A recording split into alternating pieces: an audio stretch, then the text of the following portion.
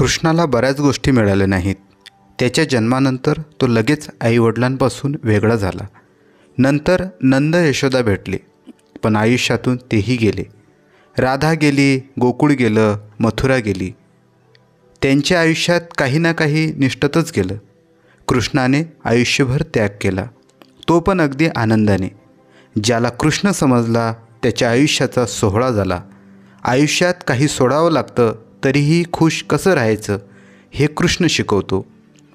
कुरुक्षेत्रावरच्या कृष्णनीतीपेक्षा या गोष्टी जास्त व्याकुळ करतात.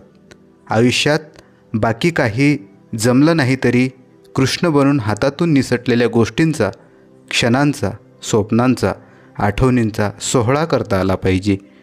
पहिली शिवी दिल्यानंतर मुंडके छाटण्याची शक्ती असून देखील 99 आणखीन शिव्या ऐकण्याची क्षमता ज्याच्यात आहे तो कृष्ण आहे. सुदर्शन चक्रासारखे शस्त्रजवळ असून देखील हातात नेहमी बासरी आहे तो कृष्ण आहे. द्वारकेसारखे वैभव असून देखील सुदामासारखा मित्र आहे तर तो कृष्ण आहे. मृत्यूच्या फणावर उभा असून देखील जो नृत्य करतो तो कृष्ण आहे. सर्व सामर्थ्यवान असून देखील जो सारथी बनला तो कृष्ण आहे. सर्वांना श्रीकृष्ण जन्माष्टमीच्या हार्दिक शुभेच्छा. धन्यवाद.